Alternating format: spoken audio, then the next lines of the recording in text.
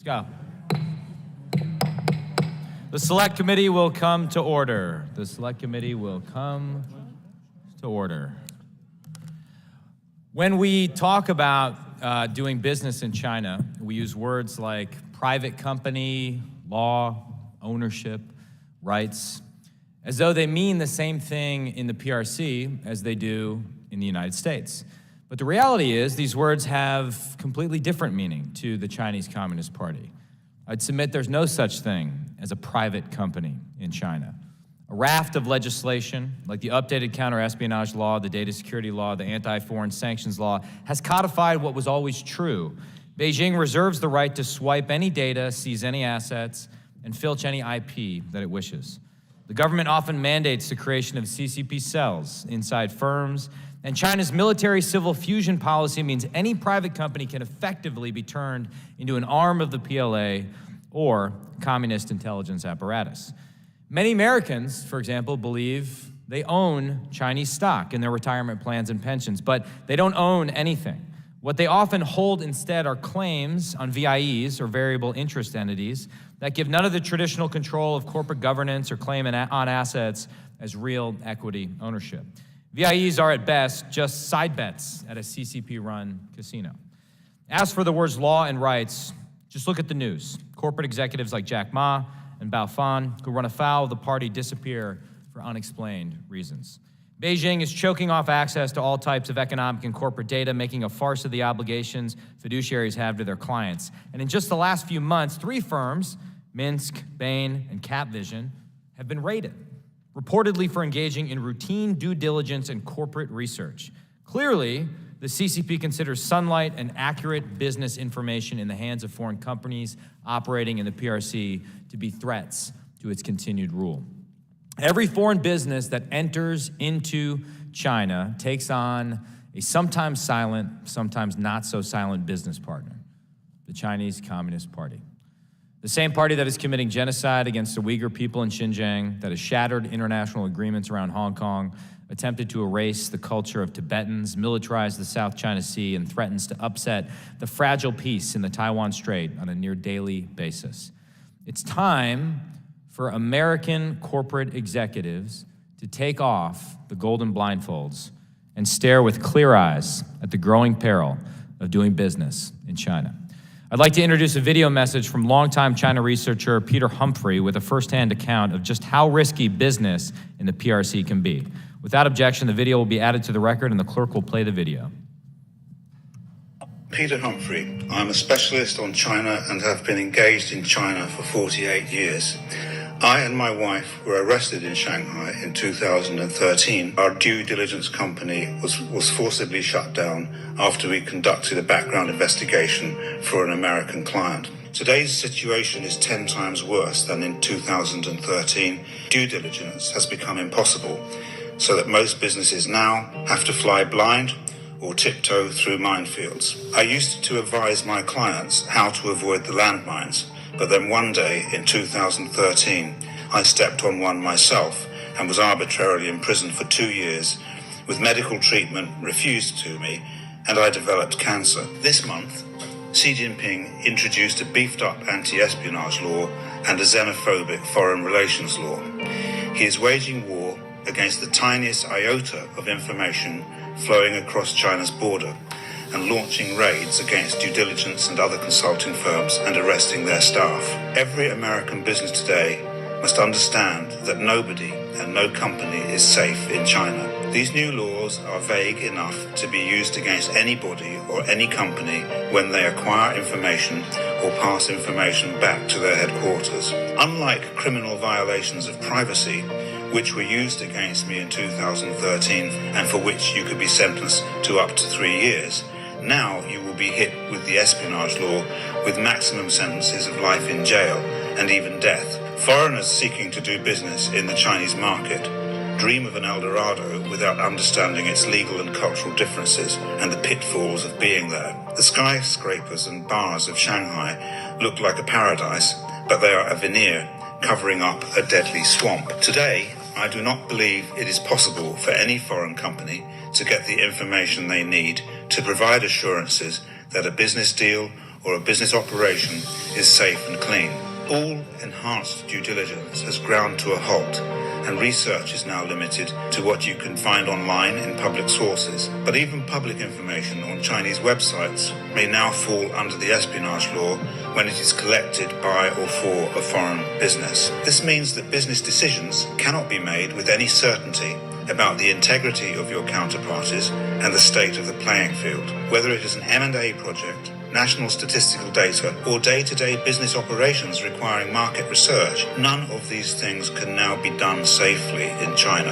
And when these things cannot be done in a manner which satisfies US compliance requirements, such as the FCPA or the SOX or sanctions, businesses must walk away. The fiduciary duties of American companies simply cannot be fulfilled in China today. I now recognize the ranking member, the pride of Illinois, Raja Krishnamurthy, for his opening statement. Good evening, and thank you, Mr. Chair. For more than 50 years, the U.S. has welcomed the PRC into the global economy. We agreed to the PRC's entry into the World Trade Organization. American companies invested billions in the PRC, and we granted the PRC permanent normal trade relations status. The whole time, we were promised fair access to a new Chinese market that would transform American companies and provide new opportunities for American workers. And while the Chinese Communist Party, the CCP, has allowed some American companies in, they have pursued an aggressive strategy that includes forced technology transfer, large-scale and state-sanctioned theft of U.S. intellectual property, cyber espionage, and economic coercion. Forced technology transfer, or the requirement that U.S. companies share their tech with PRC companies, is a primary tactic of IP theft, according to research by the U.S. Trade Representative. One example has been in the auto industry, where U.S. companies typically cannot enter the PRC market unless they partner with a PRC company. According to the USTR, new CCP rules issued in 2017 require foreign automakers transfer key technologies to the PRC company so that the PRC can demonstrate, quote-unquote, mastery of the technologies needed to manufacture vehicles. The CCP has used that mastery to now become the world's top auto exporter as of this year. According to the FBI, the annual cost to the U.S. economy from IP theft alone is potentially as high as $600 billion. In fact, cyber operations by just one CCP-affiliated actor called APT-41 is estimated to have taken billions in IP theft from multiple sectors of the economy. FBI Director Chris Wray said last year that the CCP has a bigger hacking program than that of every other major nation combined, and according to CrowdStrike, CCP-affiliated actors are responsible for 67% of state-sponsored cyber attacks. Because of that threat, the FBI opens up a new CCP counterintelligence operation every 12 hours. Most recently, we have seen new headlines shining a light on raids of American firms, the detention of their staff, and exit bans on employees, meaning they cannot leave China. These challenges to American companies and workers operating in the PRC have escalated to the point where just last month, the U.S. State Department issued a travel advisory to Americans traveling to China, citing the, quote, arbitrary enforcement of local laws, including in relation to exit bans and the risk of wrongful detentions. These are all examples of the risks of doing business in the PRC. Let's be clear. America asked only for a fair competition, but that competition has not yet happened. When Chairman Xi Jinping says, quote, our struggle with Western countries is irreconcilable, close quote, and that he sees long-term cooperation with countries like the U.S. as the first stage in, quote, capitalism's ultimate withering away, he signals potentially ominous intentions toward foreign competitors. When Xi talks about forging, quote-unquote, assassin's mace technologies to tighten international production chains' dependence on China, it appears he's looking for China not to just merely excel in those technologies, but for China to acquire economic coercive power relative to other countries. Tonight, you'll hear more about these practices by the CCP, but it's up to us to go beyond shining a light on them to actually offer a better alternative here in America. American businesses and investors increasingly face a choice. Do we invest more of our capital, our supply chains, and our futures in the CCP, or do we invest more in America? To me, the choice is clear. It's time to invest more in America. We've made notable progress through bills like the Bipartisan Chips and Science Act, but there's still more work to do. I look forward to working with my colleagues on both sides of the aisle to get this done. Thank you, and I yield back the balance of my time. Thank you, Ranking Member. If any other member wishes to submit a statement for the record without objection, those statements will be added to the record. We are very privileged tonight to have three incredible witnesses. Ms. Piper Lonsberry is the Chief Research and Development Officer at Strategy Risks. Ms. Lonsberry has seen the seedy underbelly of business in the PRC as Executive Director of United Technologies and in leadership roles at Boeing and the U.S.-China Business Council, and she will help us understand the labyrinth of risks that U.S. businesses must navigate in China. Mr. Shahzad Kazi will help us pull back the veil on the PRC's control and manipulation of data. Mr. Kazi is Chief Operating Officer and the Managing Director of China Beige Book International, which provides proprietary data services to U.S. investors and corporations. He oversees product innovation, client services, new business acquisition, and corporate strategy. And Mr. Desmond Shum is the author of, can I borrow this, Raj? Red Roulette. The ranking member actually had it with him. I have to give him credit. An insider story of wealth, power, corruption, and vengeance in today's China. As a New York Times best-selling book, as his book details, he and his then-wife built a powerful business empire in the PRC before she vanished from the streets of Beijing in 2017. Mr. Shum, we are grateful to have you here today. Thank you very much. Welcome to all of you. If you could please stand and raise your right hand, I will now swear you in. Do you swear or affirm under penalty of perjury that the testimony you're about to give is true and correct to the best of your knowledge, information, and belief, so help you God? You may be seated. Let the record show that the witnesses have answered in the affirmative. Thank you all. Ms. Lonsberry, you are recognized for your opening remarks. Chairman Gallagher, Ranking Member Krishnamurthy, and distinguished members of the Select Committee. Thanks so much for inviting me here today to testify on the day-to-day risks and challenges facing U.S. companies in China. I've worked at U.S.-China businesses for nearly 30 years and lived and worked in Beijing for 10 years. I'm not here today to make any value judgment on the Communist Party of China, which I call the CPC, in direct translation from Zhongwen, but I am here to discuss how the party creates dangerous business risk environment for U.S. companies, their customers, and frankly, the entire U.S. population. Like me, many executives with decades of experience trying to work in China have begun to realize that the party's goals are structured to promote Beijing's stated objectives to eventually replace American firms and businesses while using them or subjugating them in the near term. To achieve their goal, the parties created a set of national development strategies which rely on theft, coercion, merger-enabled access to U.S. technologies, intellectual property, and data. I guess, and also shareholders and investors remain unaware or choose not to look at the extent of which these practices exist. Since China is now the second largest country in the world by nominal GDP, I think American CEOs are increasingly concerned about the risk now more than ever before.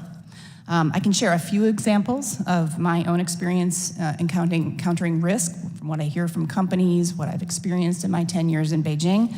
You'll see more in my written remarks, but in the essence of time, one example, PRC mayor of a high-profile megacity actually demanded a Fortune 100 American CEO release its latest tech to its Chinese partner, or the American firm would lose PRC market access for its other businesses in China. That's a direct threat. In another case, a U.S. company's local JV partner blatantly stole IP from its U.S. partner to establish a local state-funded competitor factory right across the street, taking not only the IP, but also the U.S. firm's marketing and distribution networks, and made it nearly impossible for the U.S. company to exit the joint venture. I have another example or two in my written testimony, wrongful death, blaming on a US firm in exchange for a payoff. I mean, the extortion and coercion goes on. So I think that the risks are intensifying. Of course, you've talked, Mr. Chairman, the issues now in the last few months of PRC authorities now charging any domestic or foreign business person with espionage simply for providing any services using PRC information to grant to or give to third country-based customers. I would just say that the crackdown on consulting businesses, the enhanced data secrecy laws, and the flow of PRC information just highlight the negative symmetry that we have with China. This means that even companies now can't even do due diligence in advance of any sort of business transaction. There's also this personal information protection law that basically makes it unable for customers to send data to headquarters, and that means that an auto company can't even track and trace its quality data coming in without problems or safety concerns and system upgrades. All of that is prohibited. So I guess the other thing is the personal information of Americans and USA allies, including the biometrics and secure ID information, on the other hand, is being absorbed by the Communist Party, the PRC. So our information is going to them, and their information is not coming to us. It's a complete asymmetry.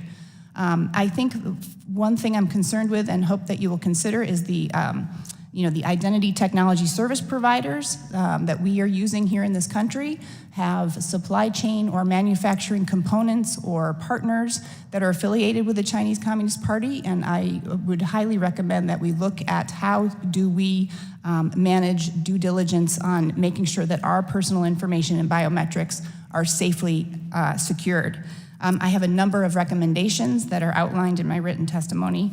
I'd like to just, basically finish up quickly to say that that you all could really help Americans try to recognize better the party's touch on each of our components, our supply chain, all the way up various tiers of supply chain, making sure that we have access to those types of tools to do that type of vector search.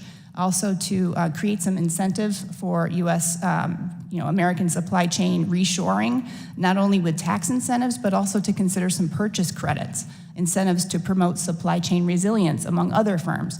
Finally, to target more generic negative practices and behaviors of the PRC versus targeting specific enterprises or named programs. And then finally, finding ways to protect and collect and protect USA data information from the PRC's global data monopoly behavior, which has created a tremendous asymmetry that must take more attention. Thank you very much. Thank you. Mr. Kazi, you are now recognized for 5 minutes.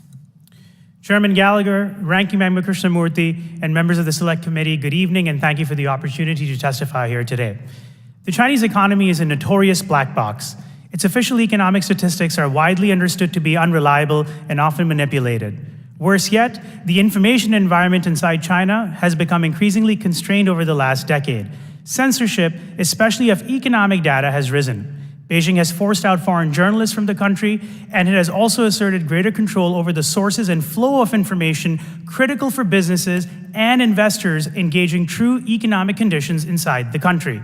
For example, as reporting by the Financial Times has shown, in the last decade, over 60,000 economic indicators once published by the Chinese government have been discontinued.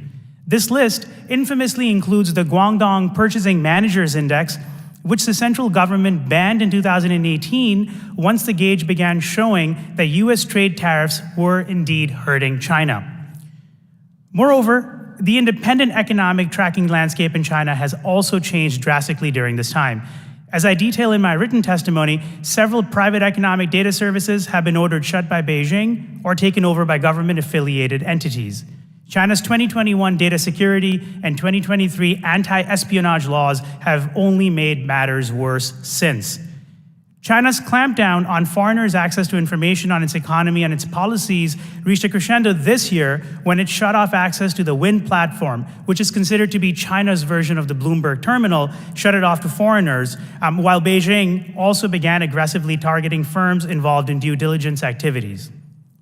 The cumulative result of these decisions and events is that China, and particularly China's economy, is more of an information black hole today than at any point since its accession to the World Trade Organization in 2001.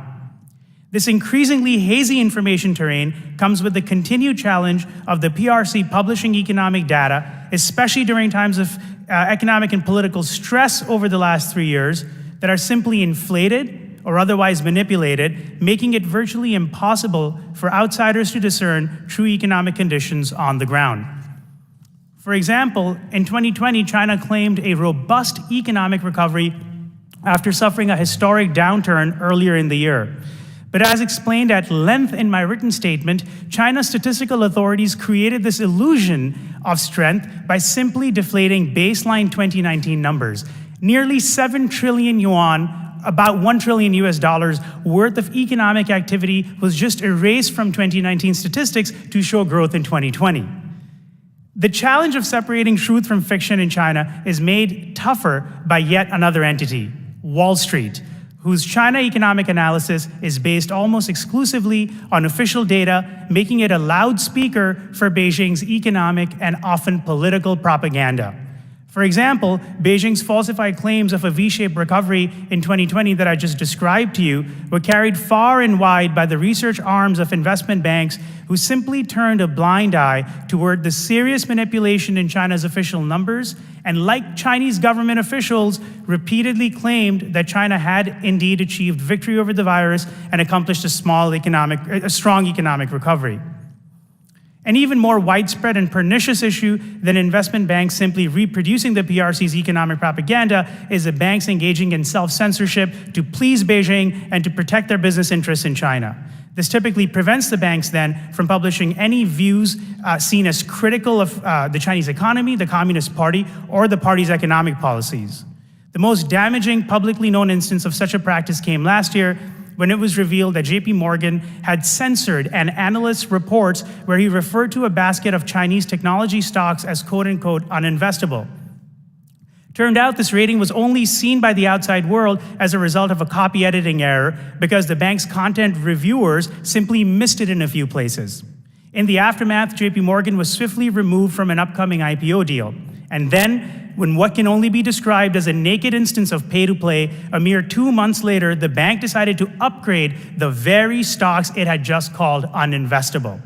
The record shows that Wall Street's views on China are filtered through Beijing's political calculus and subject to its red lines, preventing it from honestly discussing China's economic and political challenges or the prospects of its companies. This carries very serious implications, obviously, for American investors and corporations that operate in China. But I think it's very crucial to point out that, look, Wall Street sets the public narrative on China because its analysis is quoted endlessly in major newspapers and covered across major global media networks. And therefore, Beijing's fuzzy statistics, if you will, get a stamp of reliability from investment banks and invariably dictate the view of China's economy held by millions of people in the US and across the Western world. In my written statements, I've recommended certain steps that can be taken by the Select Committee in Congress to address this.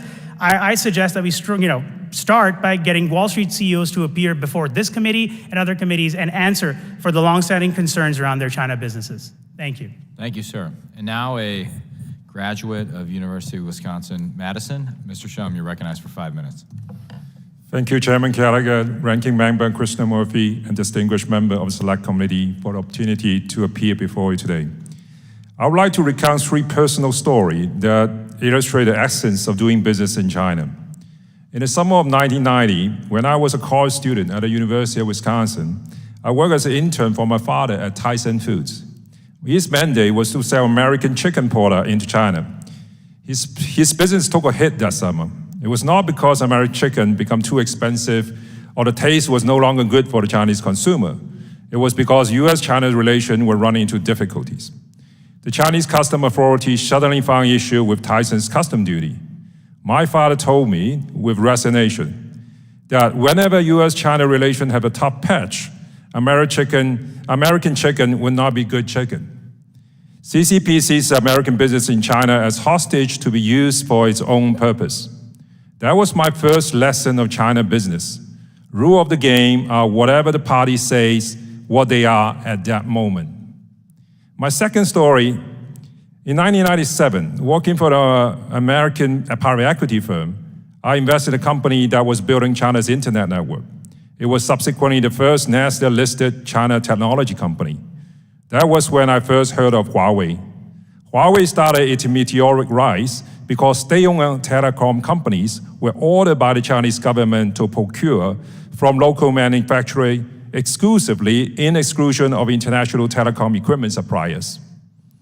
During that period, I also visited the office of AT&T in Beijing. They were planning to get into telecom service market in China, as that was promised by the Chinese government in its WTO agreement. After 20-some years, there's not a single telecom company, foreign telecom company operating in China today, because the promise to open the telecom market was never fulfilled. My lesson, in China, there's no such a thing as a level playing field. You either prosper when favored by the state, or you perish when you are not. Armed with the wisdom from those lessons, and together with my then wife, Whitney Duan, we managed to become business partner of now ex-premier Wen Jiabao's family. This is my third and last story, a personally very sad and bleak one. In September 2017, Whitney was disappeared by the CCP state. For 4 years, no one heard from her, not her parents, not I, not our children. Her phone number became deactivated.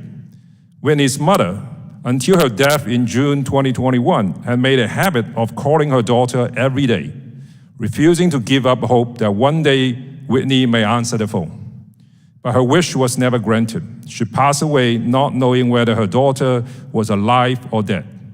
Whitney was never charged with any crime, and no reason was ever given for her disappearance. As a matter of fact, the CCP state has never even acknowledged that it has taken her. I assume that disappearance was because of the shifting landscape with the rise of Xi Jinping. She only reappeared on the eve of publication of my memoir, Red Roulette. She called me from the same phone number that had been deactivated for 4 years to ask me to cancel the book release. Moral of the story: political power trumps everything else in China. There is no rule of law. Instead, China is ruled by law. CCP is above the law in China, and Xi Jinping is modern-day emperor on top of the CCP and the state. Last but most importantly, I will stress the importance of safeguarding American economic interests in this competition with CCP China. One needs to make a clear distinction between corporate interests and national interests. What's good for corporate America is good for America is a myth that's proven to be questionable. Corporate management, as capitalism dictates, is driven by self-interest and short-term in nature. The deindustrialization of America and the wholesale relocation of supply chain to China in the past decade are a testament to that. In democratic societies and countries, elected officials should be the true guardians of national interests and the long-term well-being of its people. I believe it is very important to keep that in mind when you are presented with advocacy of re-engagement, reapproachment for corporate executives. I believe economic interest is national interest. Defending American economic interests and American leadership in the global economy is defending economic order of the democratic world. Thank you. Right on the money, 5 minutes. It's good University of Wisconsin discipline right there. Ms. Lawsbury, I now recognize myself for 5 minutes. Your testimony is incredibly detailed. It's filled with a ton of very constructive recommendations. I very much appreciate that. In one part, you advise Congress to address the adverse behaviors and practices of the PRC rather than just the bad actions of specific entities. Tease out that argument for me a little bit, if you would, and what does it mean in terms of the specific disclosure requirements that we should put in place so that Americans can better understand the broader risk of doing business with the PRC as opposed to just specific bad actors? Thank you for your question. I think in general, it's not just one company as a U.S. subsidiary or U.S. registered affiliate of a traditional Chinese company that needs to be targeted. It's the entire practice of having Chinese subsidiaries. All of them are somehow affiliated to the party. So you can't really say, and I know Lighthizer said this as well, and you in your opening remarks, that a company is an American company that is private and removed from its original founder located in China. There's no such thing. We've looked at TikTok, and you've looked obviously at other Chinese companies, Weixin or Tencent as well. But it's the overall, I would say, octopus arms of these subsidiaries that needs to be further scrutinized, and again, tools and methods to ensure that the entire, I would say, relationship structure is audited and considered. That needs to be clearer. Last year, the Public Company Accounting Oversight Board came to an agreement with the PRC to allow Chinese auditing firms to conduct due diligence on Chinese firms whose securities are traded in the U.S. But when they reviewed the quality of PRC audits, the audits failed across the board. Is it fair, in your opinion, to say that American firms that want to list in the U.S. go through more rigorous due diligence and regulatory compliance than PRC firms do? In my experience working and talking to American companies from within China, and I will say this, even the big four, Western company accounting firms are actually run like franchises. They're not held to the same standards as headquarter, and I have experienced a difference. So while it's fine to say that branding or oversight of U.S. companies versus Chinese companies is safe and secure because of a brand name, the structure of those business organizations is quite different, and I think needs closer scrutiny. Mr. Kazi, you're basically saying to us that we can't trust data coming out of the PRC, right? At no point since China's accession to the WTO can we trust data less than at the present moment, correct? Correct. So if we can't trust PRC data, but U.S. banks continue to rely on it, does that in and of itself pose a systemic risk to our financial system and our economy? It absolutely can. I mean, you see with what happened over the last few years, where Chinese, equities just got absolutely, hammered because of the tech crackdowns. Of course, everything that's happened in the economy. But most of the stories coming out of the investment banks were always rosy. Beijing's about to become pragmatic. Tech crackdown's about to come to an end. Don't worry, there's going to be a stimulus. The economy is looking really great. You name it, but it's all based on just guesswork and really bad data. What should we then do, or what should the SEC and other financial regulators do to address and diminish this systemic risk? Yeah, I think the first thing is we need, to figure out on what basis the banks, we need to first, I think, give the SEC the tools to establish higher standards for research and all of that, as I discussed. I think we can treat data that, official government data coming from the PRC as if it were just any other country, like the Census Bureau data we produce or something else. So we need, to first of all make sure that's not being done. And I think, look, we need to ask the banks, on what basis are you going out there and making recommendations about different investments in specific companies or specific sectors when you can't trust the numbers that you're utilizing? And then quickly, Mr. Shumson, I'm running out of time. Mr. Kazi wants us to bring all the major asset managers in front of the committee. I suspect they're not going to be eager to come and ask them some questions. I suspect they'd also disagree with your analysis that China is no longer a good place for long-term investment. What aren't they seeing, or is it willful ignorance on their part? Well, I think it's one of it is a lot of them now in the last few years has been investing into China, setting up companies in China, and they're raising money in China. And then the CIC, the China Investment Corp, the state-owned, essentially Central Investment Fund, has been investing into many different companies, those funds. So they, in a way, their hands are tied. They have, conflict of interest. Mr. Krishnamurthy is now recognized. Thank you, Mr. Chair. Good evening, everybody. Mr. Shum, here's a very nice picture of you, your son Ariston, and your former wife Whitney. And Whitney, by some accounts, was the richest businesswoman in China. And in 2017, the CCP took her hostage after Xi Jinping came to power and purged his opponents. Isn't that right? That's right. In your book, Red Roulette, you exposed widespread coercion and corruption associated with doing business in China. And so the CCP tried to stop you from publishing this book. And the way that they did it is they basically had Whitney call you on the eve of publication in 2021 and hinted that you or your son Ariston's safety was in danger. Isn't that right? That's right. Let's dive a little bit into why the CCP wanted to silence you. In your book, you recounted an argument with Whitney where she wanted to keep investing in China, but you wanted to invest outside of China.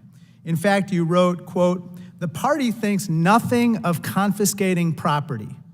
What the party gives, it can take away." Mr. Shum, obviously, your wife was arbitrarily seized in 2017. But if you fall on the wrong side of the CCP, your assets can be arbitrarily seized. Isn't that right? Yeah. Because of this arbitrariness, and I think in your written statement you said that there is no rule of law in China, it turns out that a lot of people are voting with their feet and leaving China. The Washington Post just recently said that 300,000 people left China last year, which they called a brain drain. And China ended up being the world's #1 exporter of high net worth individuals, with almost 14,000 millionaires leaving last year. It turns out money is leaving the country too. I want to point you to a chart about Hong Kong.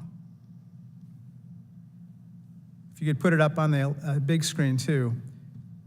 In 2020, as soon as the CCP imposed the national security law in Hong Kong, which restrains various freedoms there, including the right to even criticize the CCP, investment in Hong Kong plummeted. You see that, right, Mr. Shum? Yes. Why did that happen in Hong Kong? Hong Kong become one of the major wealth management centers of the world over the last decade. The reason is all Chinese money. It's people like us. We always have this fight in the past. Is how much do I put money outside so it's safe from the CCP, and how much I invest in the growth economy. So with Xi Jinping, he basically, the China's economic model has run its course, and then his policy exacerbated the issue, and so people are running with their money at the moment. So they're voting with their feet and they're voting with their wallets. Absolutely. And now it looks like the CCP is trying to cover up the facts on the ground in China. I want to point you to one final chart, if you could put that up. And Mr. Kazi, I think that you were kind of alluding to this. In this chart between 2012 and 2016, the number of public indicators regarding the economy has plummeted from 80,000 that are published by the government down to 40,000 in 2016. And from 2016 onwards, it's going down rapidly. So, Mr. Kazi, is it fair to say that when the CCP is trying to hide the reality of the economy from investors, that investors, American or otherwise, including investors, by the way, in China, are at great risk? Yes, absolutely. And why is that? Look, China is becoming an information desert. You can't invest if you don't know the basic data, right? And how every sector is performing and so on and so forth. Look at how much data we rely on just this country alone. When you don't have access to the right information, you'll make the wrong investments, they'll backfire, or you'll start to speculate and of course create all sorts of problems there. It seems to me that the CCP is arbitrarily seizing people, arbitrarily seizing assets, it's arbitrarily snatching away freedoms.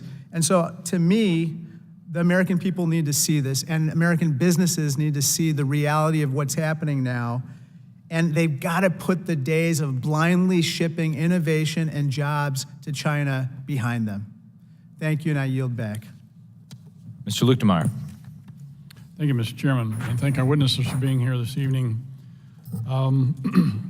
Mr. Kazi, in your testimony, you summarize in your recommendations that you suggest China should pass, or Congress should pass legislation requiring banks to include their investment exposure to China in their annual reports and disclosures. Would you like to elaborate on that just a little bit? Yeah, absolutely. There's a big problem right now where we don't know what exposure American banks have domestically, right? Forget knowing sectors, forget knowing specific industries. We just don't have data on even overall information, and I have asked around for it. So I think we need to give, again, as I said earlier, tools to the right bodies here, whether it be the SEC or another body, so that they can start collecting that information. Because before we can figure out which companies are getting American money that perhaps is a national security concern, let's even start by figuring out just how big the problem is. I thank you for that. And one of the things, I sit on the Financial Services Committee myself, and along with Mr. Barr here, and we've had the CEOs of the 5 largest banks in front of us, and we've asked the question of them. On your website, you talk about all the social justice things you support and all the civil rights things you support in this country, yet you go to China and you ignore the genocide that's going on, you ignore the slave labor that's going on, and you basically ignore the fiduciary responsibility that you have to your investors by continuing to do business with the Chinese Communist Party. And so what do you have to say about that? And their answer is silence. They really can't give you a good answer. So, my concern is we need to be forcing them somehow they have a fiduciary responsibility to give this information to their investors. Just like the BlackRocks, the Vanguard, State Streets of the world, when they invest your pension funds in China and Chinese companies, they need to be giving information to their investors saying, these are your risks. And I think Ms. Lonsberry was talking about the vectors of risk here, if I'm not mistaken. We've got to start talking about that and force these companies to do that. Do you have some ways that we can make that happen, or some ideas or recommendations? Look, I think this is, let's start thinking about this a little bit more. We have to figure out what the right bodies are. To me, this is quite frankly very straightforward. Why is it that when they're disclosing during annual disclosures to the SEC, they do not put this out there, right? The information is there. The information specifically that I'm talking about in terms of exposure to different companies, it's not like they don't have it. Why are they not making this clear? And it can be done in a manner that doesn't jeopardize their distinct competitive advantages when it comes to investing, while getting, I think, the government the proper oversight that it needs access to. Mr. Shum, thank you for being here, and we certainly empathize with your situation with your wife, sir.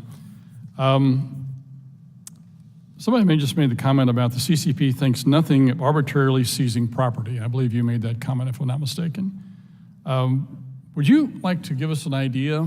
We sit here and we've done a military exercise, a war game exercise where China invaded Taiwan, and the exercise that our choices were that we actually sanctioned China. At that point, what do you think would happen to the American businesses in China once they go into Taiwan and we sanction them? What would happen to all American businesses and assets that are there? I think the starting point is they are hostage to start. That's the starting point. And then the decision they're going to make is, so essentially, is if you put it bluntly, is a rich hostage I'm going to slaughter. That, I would guess for their own sake, they may not slaughter everybody, but they will selectively slaughter some for sure. Okay, with regards to the business, are you talking about individuals or businesses there? Yes, I'm talking about business. Business, okay, so they're going to absorb the business, they're going to nationalize all the businesses, is what you're saying? Yes. Yeah. Just to give you an example, so my ex-wife, she was never accused of anything, never been charged with anything. She disappeared for 4 years. She came out, she was released on the eve, she came out on the eve of my book publishing to come out to call me. And then one of the projects we did was we developed Bulgaria Hotel at Beijing. So one of the most luxury hotel in China, and it's been taken. And there's no explanation, no process, no nothing, gone. So it would seem to me that should also be another risk that should be disclosed by investment managers, asset managers, banks, anybody who invests and does business in China to their stockholders, their shareholders, their investors? Would you not, this sort of activity, that this thing could happen in a way that they could lose all of their money? Yes. Thank you very much for that, Mr. Chairman. I'll yield back. Mr. Moulton is recognized for 5 minutes. Thank you very much, Mr. Chairman. Mr. Kazim, what is the size of China's debt? We don't know. What's your best guess? Hundreds and hundreds and billions of dollars. I've had to be conservative. We fundamentally don't know because these are on various bank balance sheets. Obviously, that information these are state banks. We also, how much of the debt just gets washed away under or under a rug. We don't know. There's a lot about China's this mountain of debt that they have, which we simply don't know. We can guess all day long, but we probably can't get at anything realistically. Do we have any idea what their debt to GDP ratio is and whether it's getting better or worse? China has a very serious problem when it comes to its companies being over-leveraged. There's just no question about that. State firms are incredibly over-leveraged. You've got this massive problems. Chinese banks have an immense amount of bad debt that they know for a fact will never get paid. They'll never get that money paid back. So they're very serious risks when you talk about any of that. What about youth unemployment? I mean, here in the United States, back home in Massachusetts, restaurants can't hire enough people. I mean, we have historically low unemployment. What does unemployment look like in China? Yeah, we're talking about something like 26% youth unemployment, 22% youth unemployment. It's a big issue. And by the way, it's tied into this whole problem where China's economy, but the state firms being privileged, they're being given the loans, private firms being denied access to credit means they can create the jobs that all these hundreds of thousands of young graduates now need. So it sounds like China's economy is in dire straits, and there's not a lot of hope on the horizon. I mean, what does Xi Jinping need to do to turn this around? What they are trying to accomplish here is try to bring down leverage and try to transition the model so they move away from this build, high investment, high debt model. Will they succeed? That's a huge question. Where do we get in the next few years? We can't even, sort of say that. But yes, the old growth model has run out of road. The years of China being, 6-8% growth, it's over. In the next several years, you might be looking at China realistically growing closer to 2%, 1%. Numbers we consider great here, but are not great for China. Now, Xi Jinping doesn't need to worry about a democratic election, but our experience here in the United States is that people sitting in power don't do too well when the economy is failing. It sounds like the economy is going to get worse. It sounds like youth unemployment is particularly high. We've heard similarly dire assessments of China's economy. And during our last hearing, we heard from a witness who painted this similarly dire picture. He also laid out some of the ways that we could make the situation even more acute. But then he also said that doing so would make the chances of Xi Jinping starting a war, quote, somewhat more likely. So competitiveness is according to the realm today. It's in the title of our committee, but deterrence is key too. I mean, we don't want to have a great competitiveness strategy with China and find that it actually leads to increasing the likelihood of war. So how do we figure out a competitiveness strategy that also contributes to our strategy for deterrence? I think the focus needs to be right now on figuring out where do we have American companies that are involved in China and create those national security red lines. That's a very, very important So we all agree on the red lines. We all agree we've got lots of sticks. Where do we find the carrots? Where do we use our economic power, the leverage of American businesses, the fact that so many Chinese businessmen and women want to leave to actually push China in the right direction and away from war? And I'd be delighted to hear from the other witnesses as well. Ms. Lounsbury, do you have anything to add? I think the main problem Xi Jinping is facing right now is the fact that the Laobaixing, the most of the people in China, are giving the the party a D on the report card. And most recently, you saw I think it was a New York Times or Washington Post article on Jack Ma and the Ant Financial, 3-year investigation. Right, I understand the situation. Right, and so the small to medium-sized enterprises are strapped for cash. The local provinces are looking for money. There's no more real estate investment. So Mr. Shum, he could fix that. But how do we push them in the right direction? Are there any carrots that we can offer? Or does it have to be a strategy? The various estimates of where the debt, answer your earlier question, where the debt level is between 3 to 5 times We've got of 5 GDP. seconds left. Does anyone have a carrot? Mr. Kazi. I don't think we can really incentivize Xi Jinping to go one way or another, to be very honest with you, sir. Okay, thank you, Mr. Chairman. Mr. Barr.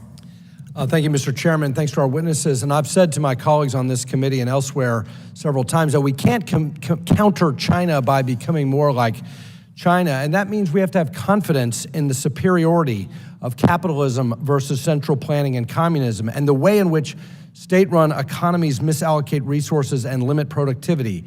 We must exploit this weakness in China, the strength of the dollar, Chinese debt, and demographic challenges. And that means American businesses should not turn inward, reflexively away from international cross-border activity. And there is a certain truth to the idea that in this economic competition, telling American businesses to not access Chinese markets, that would in fact undermine American competitiveness. But on the other hand, we cannot counter China by allowing American businesses to submit to China's authoritarian, coercive, and high-risk communist system. American businesses, therefore, must be highly selective and carefully avoid the dangerous risks, espionage, theft, and corruption that are inherent in the Chinese communist state-controlled economy. And so to that point, let me ask Ms. Lounsbury about VIEs. Since 2019, the U.S.-China Economic and Security Review Commission has highlighted the risk of investing in Chinese companies that are listed through variable interest entities. Can you describe the differences in the rights of a shareholder that is invested in a Chinese VIE structure versus ownership in a traditional structure? I don't know if you ever saw that movie Laundromat, but the VIE structure is just hard to track and trace, and you can put all sorts of things in various islands and this and that, hiding money here and there through a VIE versus a traditional structure where at least you can have a Chinese or an international accounting firm take a look. It makes it very difficult when those VIEs are hard to find. And to you and to Mr. Kazi, I mean, how can the Congress or the government communicate the risks to Americans of investing in PRC firms that use this VIE structure that limits recourse for U.S. investors due to the uncertain legal status of VIEs under PRC law? Okay. Well, I think several ways to do it. If I had to be a bit cheeky, I would say that let's start with warning labels, the way you would put them on cigarette packets, right? I think we need to warn investors, especially the average American now that we're talking about the risk in a very simple way, but making sure that they fully understand it. Most people do not. So disclosure is one thing, but I think the Congress should consider banning VIEs. Any thoughts? I haven't thought about that, to be very honest. Banning a VIE with Chinese entities. This is a highly unconventional way for investors to take an equity stake in a company where they don't have any material legal rights. I have not thought about that before. I'm not prepared fully. Well, I think this committee ought to consider recommending a ban of VIEs into PRC companies. Now, that doesn't mean across-the-board decoupling of all economic cross-border activity with China, but it means protecting U.S. investors with VIEs. To any of our witnesses, the Department of Defense keeps a list, the 1260H list of Chinese military companies operating in the United States, many of which are publicly traded on exchanges around the globe. And Treasury maintains a list of Chinese military and surveillance companies, many also who are publicly traded internationally. These are companies with clear ties to the PLA who use international exchanges and Western capital to feign legitimacy while actively working to undermine U.S. national security. What risks does investing in these companies pose to U.S. investors? Well, I'll answer. I mean, I think we need to reiterate again that the Chinese Communist Party's central view is to create growth. I mean, I mentioned real estate earlier. That was in the 90s and the early 2000s, but acquire science and technologies as fast as they can. So, you know, you've got that fundamental problem where the civil fusion motive is here in our borders and is represented by multinational companies who are in partnership with these very firms in the United States. So, yes. Well, consistent with my thought, we shouldn't deny Americans access to emerging growth investment opportunities, but certainly when it comes to these national security risks, we need to protect U.S. investors. I yield. I'm going to assume the banned VIE proposal has the full support of the House Financial Services Committee, and I'm going to run with it. With that, Mr. Auchincloss is recognized for 5 minutes. Thank you, Chairman. Through the written and oral testimony here, we have seen and heard directly that the Chinese Communist Party has created an environment in which there is no such thing as a private company, there is no such thing as the private sector, and there is no rule of law. There is rule by fiat at the whims of a dictator. By contrast, the United States has earned a reputation as a place where businesses and industry can make long-term investments. We've got deep and liquid capital markets, we have rule of law, and we've made investments in science and infrastructure. But we are not doing enough to sustain and sharpen that contrast in the decade ahead. We have seen attacks on our democracy and on rule of law. We have underfunded science. I will note for the committee that while we passed CHIPS and Science last term, we have not appropriated for the science portion $200 billion that would help us accelerate our edge in research and development. We have not sufficiently recovered the learning loss from COVID and the effects on children's math and science scores and literacy scores. One area that I want to highlight that we can particularly do better and that is under the remit here of Congress is on trade. In 2020, the GSP expired, and for the last 3 years, we have been without the generalized system of preferences, which offers American businesses an alternative to importing and doing business with China. And I'm pleased that this committee, with the unanimity of the Democrats on this committee and the majority of Republicans, including the chairman and the ranking member, have written a letter to the Ways and Means asking for the reauthorization of GSP to help accelerate options available for American businesses and American consumers so that we can outcompete the CCP as they are degrading their own economy. And I'd like to enter that letter for the record, Mr. Chairman. And I want to thank my colleague, Mr. Dunn, for his partnership on that letter as well. To my questions now, first for you, Mr. Shaman, I want to start by expressing my sympathies for the personal tragedies that you have experienced at the hands of the CCP. Xi Jinping is doing a bad job running this economy, and that has got to inspire discontent within the Chinese Communist Party. And yet we are repeatedly told that it's monolithic, that there is no dissent, that he has flattened all orthogonal points of view. I find that impossible to believe. There's always politics. In any group bigger than 4 people, there's always going to be politics. There's 80 million people in the CCP. Where might emerge alternative power centers to Xi Jinping if economic growth continues to flag and if mayors and the people continue to be frustrated with the lack of growth and opportunity?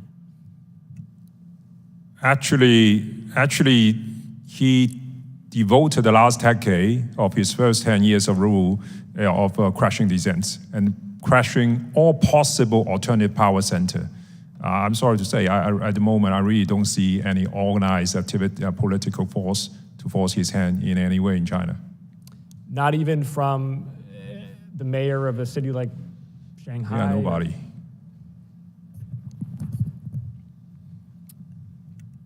Ms. Lounsbury, you mentioned in your written testimony that one way that we can continue to draw a sharp contrast with the degrading business environment in China is to work with the American National Standards Institute.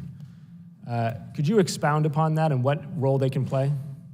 In my experience, talking with companies and being within a company that really had to work with standard certification processes in China, there's just a lot of corruption on that side, and the optics of the way those organizations work together are very different when you get into quiet conversations with them and find out how much money is trading hands, or this and that, a deal for a certified product that could, gain market share. It's just a dirty business. So I'd like to just request that this committee take a closer look at what could be done to create some audit or checks and balances on that.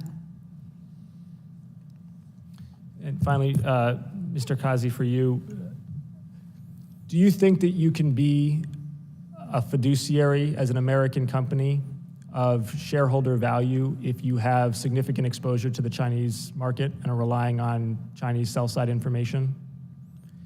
Not the way it's done today in reality. The data is completely unreliable. There's a lot of guesswork that goes into it. Truthfully, no. Are there legal loopholes around it and ways you can get away with it? Yeah, of course. Thank you. I yield back. Well, first, let me apologize to Ms. Cheryl, who was here at the gavel, and who I did not deliberately overlook. But as Mr. Kazi's testimony warns, we should be skeptical of the data we receive. Mr. Newhouse. Are you sure? Thank you, Mr. Chairman. Thank you very much for being with us tonight. China's technology transfer regime remains a problem to this day for foreign companies operating in the PRC, as you know, particularly for firms in high-tech sectors where the PRC is determined to obtain an advantage. The United States Department of Energy has a significant presence in my district in the state of Washington, which is home to the Hanford nuclear site, as well as the Pacific Northwest National Laboratory. And I can tell you that the committed staffs at these facilities take very seriously the safety and the security and of the intellectual property of their work, and that's key to supporting our nation's nuclear energy programs. I don't believe China shares that same respect. For example, in the year 2010, the PRC forced Westinghouse Electric, a US-based firm, to transfer some 75,000 documents related to its flagship nuclear reactor technology. That was developed with support from US taxpayers in order to do business in the country. And despite the promise of billions in new revenue from the Chinese market in less than a decade, the PRC used this forced technology transfer to build and subsequently market domestically and overseas their own reactor. So first of all, Ms. Lounsbury, thank you for your testimony and thank you for your detailed recommendations, very much appreciated. If any, could you describe what circumstance you would recommend a Western business transfer intellectual technology to the PRC or a CCP-related firm in exchange for market access?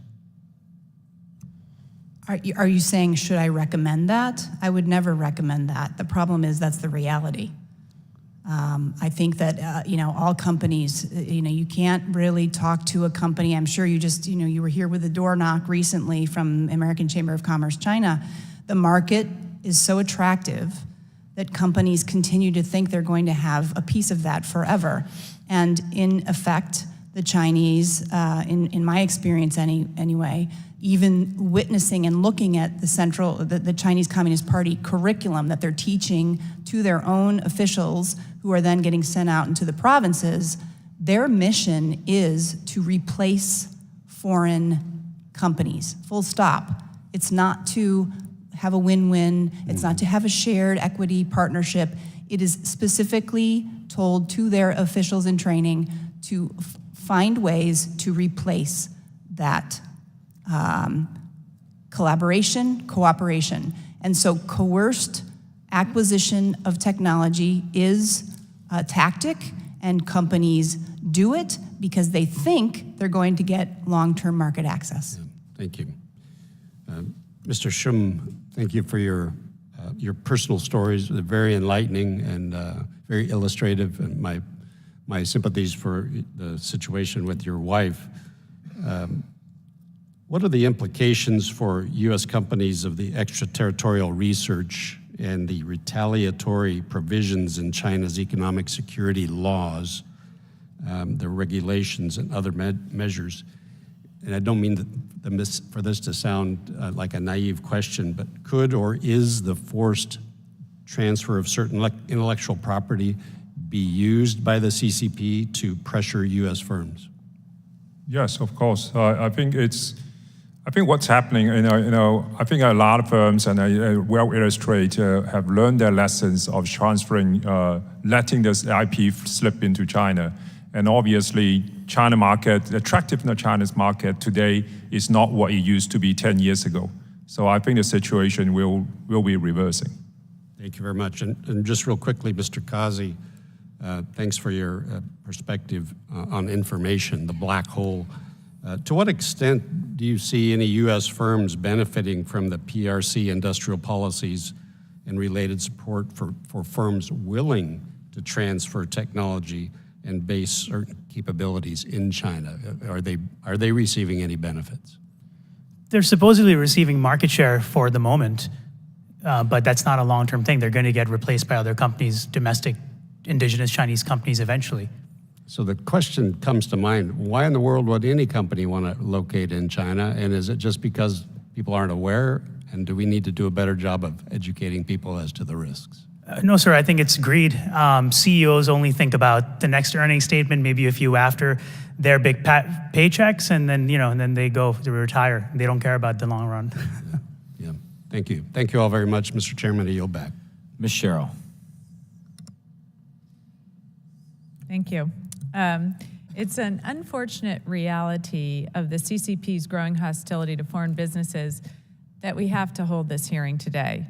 But the fact that companies in my district are forced to expend significant resources to navigate China's internal politics just to do routine business makes our work a necessity. For years, Beijing allowed a pseudo-free market economic system to flourish, welcomed foreign direct investment, and became the factory of the world. Previous PRC leaders allowed companies to operate independently and work to establish a degree of separation between the CCP and the market. However, under President Xi, it is clear that the party is now the economy, and the party is a party of just one man. The world put our economic hopes into a different system under a different leadership, and now we are feeling the dramatic effect of returning to the days of consolidated strongman rule in Beijing. Businesses everywhere must make note that this is not the same China that they've done business with since the 90s. The CCP has clearly laid out that it wants to take the lead on this century's strategic technologies by whatever means necessary, including through forced technology transfers, intellectual property theft, and illegal raids on foreign businesses. And President Xi is not going anywhere anytime soon. These actions hostile to the free market are only beginning. He's the first PRC president since Mao to have no limit on his time in office, and we all must now recognize that this is the new status quo. So, Mr. Shum, in a recent New York Times interview, you mentioned that the CCP fears losing its grip on power and will obscure China's economic reality to hide faults in its system, and we've heard testimony of that tonight. We have also seen President Xi increasingly taking a strongman view of running the country, including by using the Central Commission for Discipline Inspection of the CCP, or CCDI, which is essentially the CCP's investigatory arm that can oversee every aspect of a business, government agency, or person's life. Can you explain how pervasive the CCDI is in the Chinese economy, how it's used, what CCDI can look into, and if a company's assets in mainland China have any way to recuperate or combat a CCDI investigation or legal challenge? Two things. One is actually, along your line, it's what happened in 2012. About just 53% of the company, of all companies, international, domestic, have party sales. And in 3 years, 2015, the last data point, over 73%. So a growth of 20% in 3 years of all company has party cells, 73% of all companies has party cells installed in them. CCDI essentially is the special investigating arm enforcer because the way the system is built, corruption in the way we define it globally is everywhere throughout the society and throughout every cell of the system. So having an enforcer like that essentially give Xi Jinping the right and the ability to go after anybody he doesn't like. It's not about wiping out corruption. It is about enforcing his ruling. Thank you. And Ms. Lunsberry and Mr. Ghazi, I have a number of large multinational firms headquartered in my New Jersey district, many of whom understand the risks of doing business in President Xi's China and are diversifying their operations in response. However, small and medium-sized firms that play critical roles in supporting those larger firms and driving new innovation often lack the same degree of resources, legal support, and staff to perform due diligence on their future investments or how to realign their supply chains. Sadly, these firms are targets too of PRC espionage and technology theft. So in your opinions, what should Congress do to better support small to medium-sized firms who have economic linkages to China? Well, actually, doing background checks, quick due diligence is not expensive. Companies can do it. And I think it would be helpful for Congress to highlight some types of firms like Strategy Risks and others that can help companies do this type of simple due diligence to understand who their partners are, who are they affiliated with, are they working with PLA labs, are they working with Xinjiang protocols, testing in Xinjiang. These types of affiliations can be easily identified for small to medium-sized enterprises just by using tools and methodologies that we offer to clients every day. So it's easy enough to do. Thank you all so much for your testimony today, and I yield back. Mr. Molinar. Thank you, Mr. Chairman, and thank all of you for participating today. Ms. Lounsbury, your work specifically focuses on how businesses reduce their risk with regard to the PLA and the CCP. Is there any separation at all between the CCP and the PLA? Well, the short answer is no. I think, though, for certain companies, there is perhaps a less risk that the PLA would be interested in certain industries, so it's not as relevant for, say, a certain product versus, telecom or any of the strategic emerging industries that are on the top, tier of our own national competitiveness. Okay. And in your testimony, you deal largely with the issue of American companies doing business in China. Do you have any information regarding how the CCP and their affiliated businesses operate in the United States? Are their practices here through subsidiaries largely as manipulative as they are in China? I would also say that there is something called a hybrid structure or a quasi-private structure where a Chinese company might look like it's private, but in fact does have a CPC cell that will not be disclosed. So finding that is very, very difficult, and even here in this country. We have a situation in my district where there is a company that is an American subsidiary of a Chinese owned company. And in the parent company, which is based in China, the Articles of Association, it basically pledges to advance the goals of the Chinese Communist Party and requires them to do that. To what extent do you feel that that would sort of, infiltrate the American-owned version of that, or American-located version of that? Well, it may not be what you want to hear, but you have to be very careful. There is, companies have to go back and forth. They are, funded by parent company. There are internal service agreements, I'm sure, and those will be contingent on X, Y, and Z metrics. So just check that. And, you know, I've been told by people in business that there may be 50 or more companies that are based in our home state that have, in order to do business with an affiliated business in China, these kinds of messaging in their articles of association. Are you finding that around the country? Is that a common thing?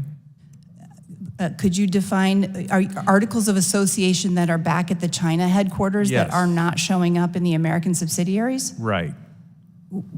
Articles of association for China headquarter firms. Again, it may not work this way for our companies going to China. They're different accountability, different standards. But again, I would say that there is a sieve. There is a connection between those articles and the overall, again, China Communist Party requirements to follow and obey the party's intent. So it is not clean cut. So what does that mean if we're looking to onshore some of the supply chain and then we're partnering with Chinese-based companies in doing that? It means, again, look closely at the degree of affiliation to, you know, it is interesting, and perhaps Desmond will have more to say about that, but there's one thing to have a state-owned enterprise. There's another to have that quasi-private firm, and then there's a third level, which is the foreign firm or foreign subsidiary. There is a degree of separation, but it is still tangible that any sort of party affiliation in any of our companies is still palpable. Less so, but still there. Mr. Shum, would you care to comment on that?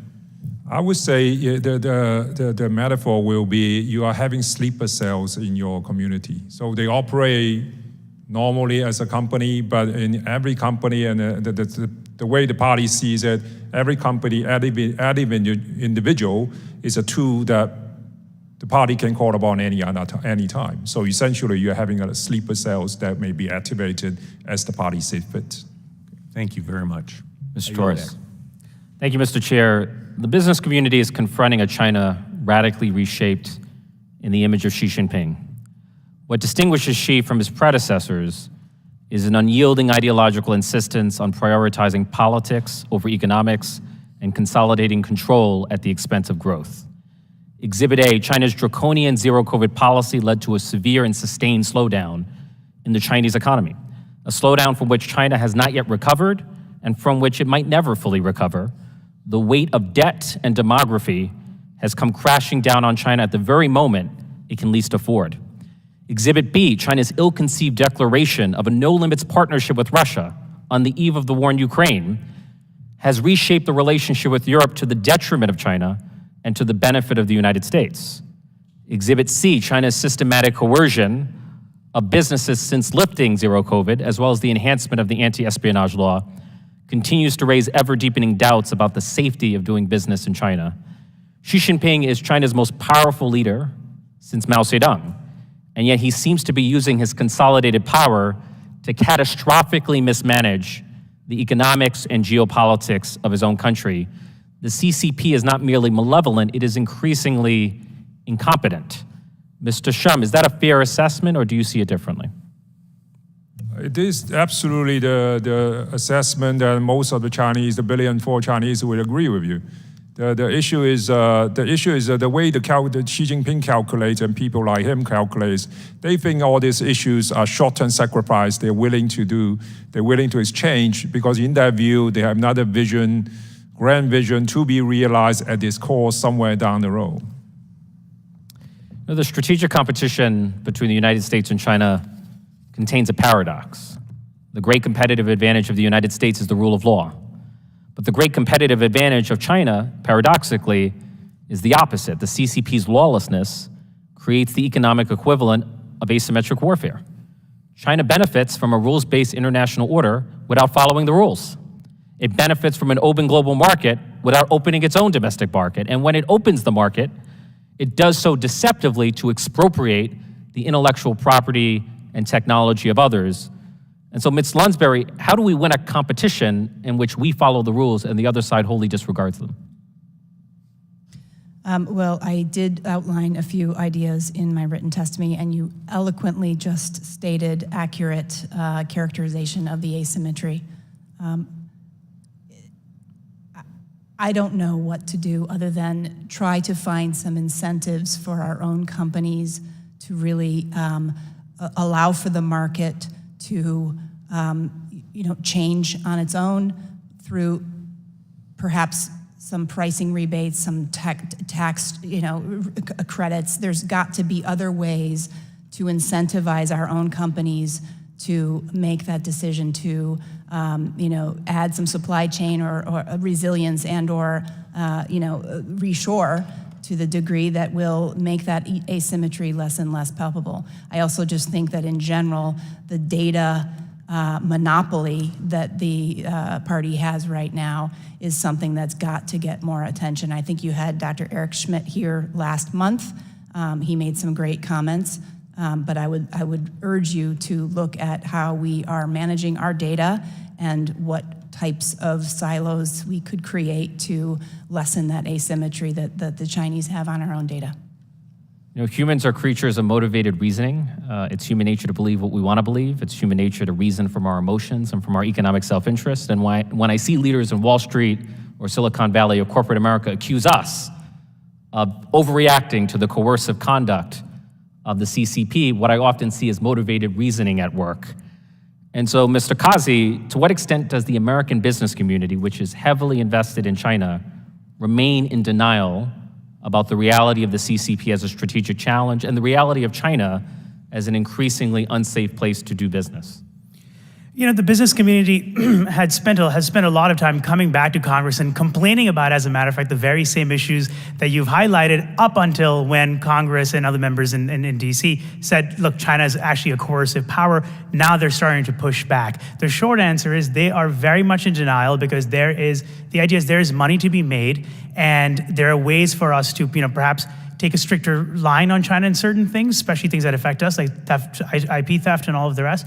But we don't have to get up and leave right away. There's business to be done, money to be made. And recently, Elon Musk said that he was going to uphold socialist values. So he's a free speech absolutist, except in China. So thank you. Mr. LaHood. Thank you, Mr. Chairman. I want to thank the witnesses today for your valuable testimony here. When we look at or review U.S. companies or U.S. businesses operating in China, I think it's important that we distinguish between two very different groups of U.S. companies. The first group is made up of what I would call legacy companies. These are your more mature businesses, often large multinational corporations that have been operating in China for decades, coming in at the beginning of China's economic rise. In many cases, these businesses have a distinct economic advantage in that they opened their operations in China during a time when China was effectively weaker and much more inclined to develop strong relationships and engage in fair and competitive economic practices. It is with these companies, though, where we're seeing or have seen a lot of concessions being made to the CCP to, quote, not rock the boat and disrupt the advantage of market access. We see examples of this with censorship in the film industry, a willingness to share or allow for the theft of personal data, the violation of civil liberties, and the turning of a blind eye to gross human rights violations. The second group, which I would describe as newer companies in the bioscience field, technology, AI, biomedical, medical tech, national security. These companies, ranging from mom and pop small businesses all the way up to large enterprises in these critical sectors that have to play by a different set of rules. But their concerns are obviously the risk of IP theft, coercion and duress from the CCP. And it seems to me that with these businesses operating under a different set of rules and standards, the CCP is focused on one thing: how do they replace the United States in many of these sectors? So, Ms. Lansbury, I'm wondering if you could comment on the distinction that I just made there, and then secondarily, as you work with businesses that are either just getting started in China or considering doing that, to what degree would you say these companies are pressured to make serious concessions to their values or business model to have the necessary market access to the CCP that maximizes their bottom line? Thank you. To your first point on the established companies since the 80s, right? So a lot of these companies went in very early, as you said. I do think it's important to remember that there is a way the Chinese operate. I think Matt Pottinger might have spoken about this in the first hearing. The Chinese have a dual kind of way of communicating, and I think you will say one thing and do another. I think American companies who have been in China that long may, not always, but may be giving the impression when they're in country that they are abiding by or kowtowing, if you will, to Xi Jinping and or the party's demands. Whereas when back here and meeting with you all, you might hear a different story. I do know in Department of Commerce there are a number of industry advisory committees, and I think there's a way perhaps of this committee to hear more in closed doors with maybe some security clearance to try to get to the bottom of what these larger, more established companies are really going through as they're thinking about all of that investment, hundreds of millions of dollars per company in some of these cases. How do they reshore? How do they find resilience in supply chain without alerting their partners that this is something that they're going through? So that's something to look at. For the smaller companies, that's a tough one. I think, in my roles in advising small biotech companies, in being in that sector, watching what's happening with, AI and, in general, the strategic and emerging industries, the companies are hungry. They don't have the capital. So I also think that's a very dangerous area, and those companies are probably more willing and hungry to collaborate and find ways to exchange and give up IP. So I would be concerned for that area. And Ms. Lansbury, these larger multinational corporations, many of them legacy companies, do any of them feel any shame for doing business in China? I don't think I'm the best person to ask. Well, maybe I'll ask. I've met with many, many companies. There are some who went in, and even I started working on U.S.-China business when I was in my 20s and was very much a proponent of PNTR. I wanted to have China be part of the World Trade Organization. I wanted to see the trade negotiators have some success in, every 6 months, ticking off the checklist of all of the commitments that hadn't been done. It just wasn't happening. So shame, maybe just regret.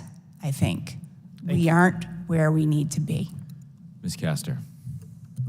Well, thank you, Chairman Gallagher, for organizing this very important hearing, and thank you to the witnesses for your very insightful testimony. Reading recent press reports, it appears that the Biden administration is poised to impose new restrictions on American investments in Chinese companies, especially companies involved in quantum computing, AI, and semiconductors. Now, the U.S. already prohibits U.S. companies from directly selling certain advanced technology to China, but this would be the first time that we target equity, private equity, and venture capital investment in highly strategic sectors. It looks like they're going to prohibit investments in sensitive military and surveillance technologies, and then require greater transparency, reporting of different private investments there. Others are calling this unprecedented. How do you characterize this? What do you see? How do you think China will react, and what can we anticipate from the private equity companies? Ms. Lansbury, I'll start with you. Unprecedented means, I think that's a positive. Unprecedented means it's new. There are a lot of private equity companies who don't have the same disclosure requirements because they're private. We don't know what they're investing in.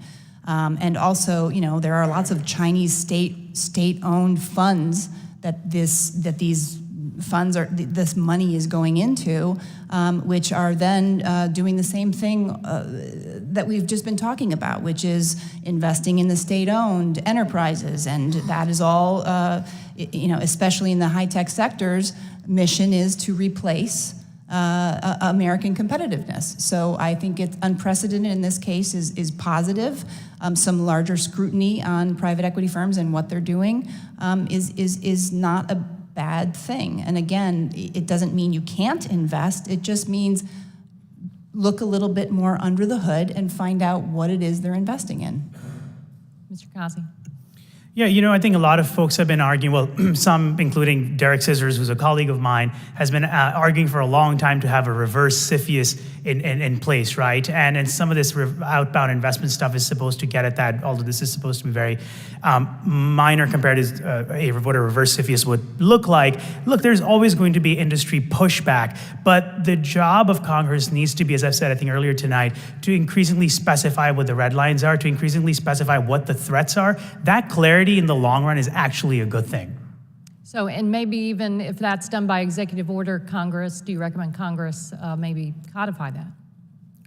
I think folks in Congress have some expansive ideas. I think a debate needs to certainly take place around what a stronger version could look like. Mr. Chum, do you have an insight on that as well? I think two things to say. One is actually direct investment fund into China, fundraising of it is already collapsing. This first quarter, China raised, foreign investment into China is 20 billion. Last year, first quarter, is 100 billion. So it's a drop of 80% and compared to COVID year. So direct investment into China is collapsing. The second thing is while US is looking into restriction, actually China is doing the same thing. They are restricting foreign company to investing into their own high-tech company because their view of national security. So there is a push on both sides actually on this issue. And then to illustrate that, I think that is the reason Sequoia, which is the biggest venture capital investor in China by far, is separated. They separate into a China unit and an American and India unit, and China unit will only do China. So there is a force pushing on this from both sides. And then on the other side, Ms. Lounsbury, you said in your testimony you would recommend that the Congress invest in reshoring America's supply chain infrastructure, consider tax credits, purchase credit assessments.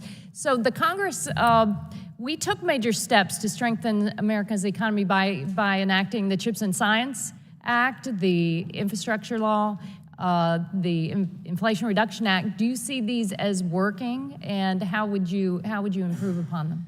I think that's the first step. I do think that it's it does need to be said that these that is going to the products will be more expensive. So how do you incentivize the other companies that need these products, a part of the CHIPS Act, to actually buy them? And so for the range of users here in this country, and not to mention allies, I think that's something that is really important. Look at ways of bringing that purchase back. Thank you very much. Dr. Dunn. Thank you very much, Mr. Chairman. I think it's become clear that strategic competition with China is one of the defining issues of the 118th Congress. Reducing U.S. reliance on China is a shared policy goal across party lines, across the spectrum, and also for many American companies.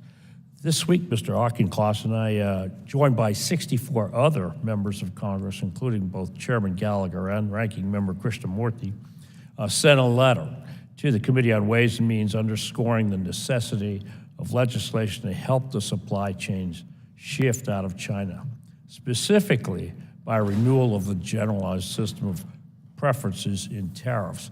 That's the GSP program. Mr. Chairman, I'd like to thank you and the ranking member for your support of this letter, and I ask that it be submitted into the record for. Thank you. The GSP is one of America's oldest and largest trade agreements.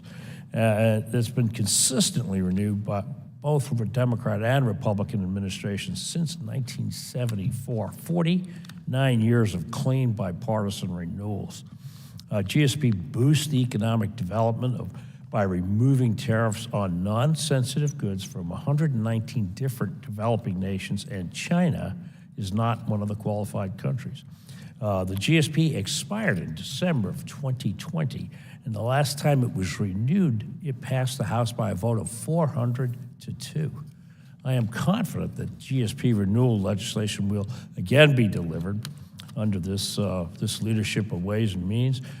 Without it, billions of dollars in additional costs from current tariffs will burden American companies and our allies. Right now, American companies are forced to choose between hiking prices or absorbing the profit losses or finding a cheaper place to manufacture, like China. China's never qualified for GSP benefits, but many of its competitors do. And in our competitive race with China, GSP is a valuable tool to help American companies find non-Chinese suppliers. The GSP results in tariff savings averaging across the board 5% on all products, frequently rises to 20%, and nearly all of the GSP-eligible products are also subject to 301 tariffs when imported from China. So if we can do renewal on GSP, we can provide tariff advantages as high as 45% to key products compared to doing these imports from China. I think GSP benefits the consumer goods. It helps families stretch their paychecks, and renewal would also demonstrate the United States trade leadership to the world, our allies around the world. We want to unleash that potential. Renewing this program will keep the businesses open at home and abroad, and instead of moving to China. Mr. Chairman, to reiterate some of these points, I've also asked to enter into the record an article, Manufacturers Move Back to China as a Result of U.S. Trade Deal Delay. Thank you. Mr. Kazi, your company operates the largest private data collection network ever developed to track Chinese marketplace. Are you tracking companies that are moving their operations into China now? There's a subset of companies that are moving their operations out of China, you said? Into China. There is a subset within the sample that is, private companies, and that should include companies that have moved in. That's a very, very niche thing, so it's not something we're specifically looking on the lookout for. So we're catching this on the front end, I hope. How much risk do you think it poses overall for the American consumers and businesses if this trend of moving manufacturing back to China continues? I think the pandemic made very clear that we can't have all our eggs in the China basket. So to the extent that's going on, I mean, that's obviously a big risk. Reshoring, nearshoring, diversifying supply chains, especially the most critical stuff like pharmaceuticals, et cetera, needs to happen. We can't go back to thinking like the way we did in the 90s. I pray you're right. Ms. Lonsbury, according to the Coalition for GSP, the GSP lapse has already cost American companies $2.6 billion through April of this year. Can you quantify the risk assessment to businesses, individuals, how that affects corporate strategy broadly? I do not have the latest ability to quantify that here, but could absolutely follow up with you after the session. You would agree that GSP renewal would be a good thing? Would be a what? Renewing GSP would be a good thing? Companies are going to ask for help, so leave it at that. I want to thank the panel for your participation, your insights today. We really appreciate it. Thank you so much, Mr. Chairman. Thank you. Ms. Brown. Thank you, Chairman Gallagher and Ranking Member Krishnamurthy. Treasury Secretary Yellen has spoken publicly about a U.S. need to friendshore and diversity certain U.S. production out of China. At the same time, the Secretary has spoken about the economic costs to the United States of decoupling from China, arguing that two-way commercial ties are important. Ms. Lounsbury, what are your views on those comments and these options facing U.S. firms and the United States more broadly? Thank you for the question. I think that decoupling is probably not the right word to allow for our population to have some sort of a smooth transition It's going to take time. Some companies need more time than others. I think most companies are savvy enough to know, we saw it during COVID-19, the supply chain shut down, there was disruption all around, we're seeing the geographic tensions. I mean, obviously companies are understanding what they need to do. And I mentioned the industry advisory committee approach, where you could actually learn more directly from companies in closed door session. I think that we talked about the dual speak. There's an important need to reassure, but to keep our conversations going with our Chinese counterparts. With that, Mr. Chairman, thank you so much. I yield the balance of my time. Thank you. Mr. Johnson. We talked a lot about data tonight, and Ms. Lounsbury, in your testimony, you noted that China wants to seek additional control over global logistics, including over U.S. supply chains. This has been an interest of mine. I've done a fair amount of work in this area in the last couple of years. And in fact, Ms. Steele and I just this week were able to get into the annual defense bill that we're all voting on this week, a provision that would make it impermissible for American ports to use Lodge Inc. For those of you who don't know what Lodge Inc. is, you really need to get a load of this. I mean, this is a logistics tracking software system that has been developed over the course of the last 10 years by the CCP so that they can coerce ports and logistics providers to gather data. Now, of course, once that data is all gathered, just like we've been talking about tonight, in other industries, that information could be provided to the CCP and provide quite an asymmetry, really injure American competitiveness. And so, Ms. Lounsbury, tell us a little bit more about this threat. Well, I think the original threat starts with the One Belt, One Road initiative, and that was a more kinetic, let's find out ways through the Asian Infrastructure Investment Bank to fund the channels between China direct to Germany and back to China. Now the Log Inc. Concept is to take that and create a digital structure. So, the business model is quite brilliant, actually, but it is actually a big concern because offering something for free is never for free. So signing companies up, ports, logistic carriers, shipping companies, is one thing, but then turning around and taking the data is another. So, and think about how valuable this data is. It's an almost breathtaking suite of the types of freight, how much, the location within the system. I mean, this is the holy grail of data. Right, so my question back to the committee would be, what is the alternative? Because I think companies are interested in that concept. It's just fraught with risk for the shipping companies globally, not just American. But in reality, 6 degrees of separation, anything to do with any of the shipments are going to touch America. So you'd say it's all good and well, Mr. Johnson, Ms. Steele, for American ports to be prohibited from using Log Inc. And again, thanks to our legislation, they will be, but they need an alternative. Am I saying that right? Yes, and I think that's a creative problem to solve, and I think it's possible. Should the Biden administration's Flow initiative deal with this in any way?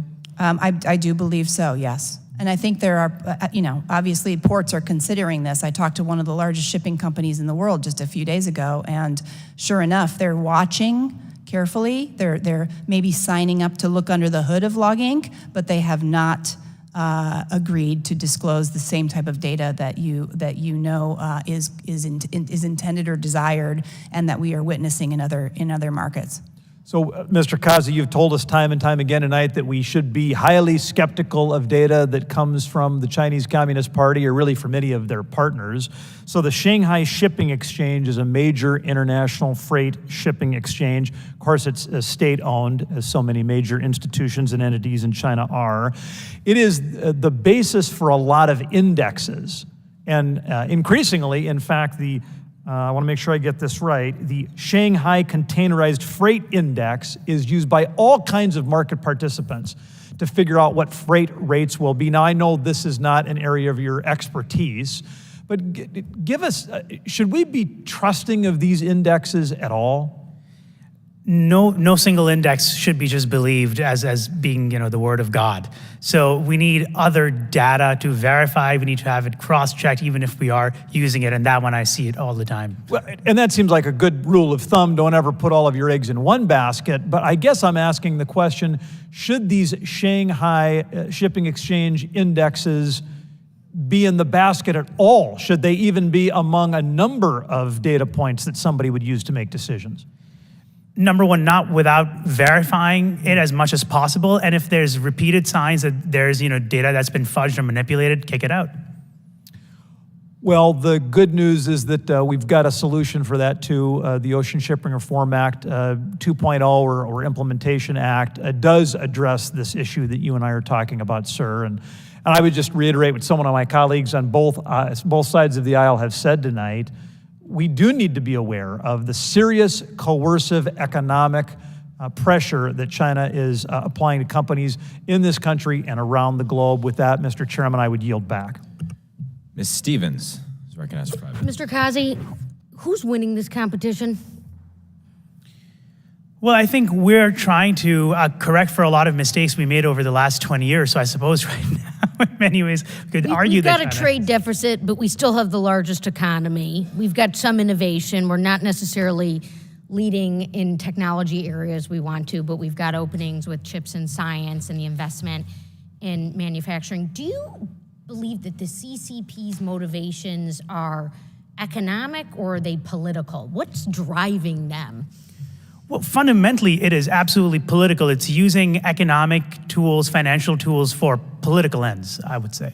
And Mr. Shun, listening to your testimony, would you say that the United States motivations at the global stage are economic, or what do we deem our motivations to be? I think ultimately the biggest prize of all competition of this is political. It's political. And the question, I guess, becomes, as we inch towards the quarter 21st century mark, are free, open, democratic societies going to continue to lead the free world? And is that the marker of winning this competition? Is the dollar still the currency? Would you agree with that, Mr. Kazi? I think what I would say is that free and open societies can then lead to kind of the problem we have right now, where we say, look, it's free market capitalism for everybody, and you have a bunch of companies that go and relocate to China, and turns out that we have very serious and complicated supply chain dependencies that hurt us at the most critical moment, again, as seen during the pandemic. So just, there's no guarantee that free and open societies can necessarily just win.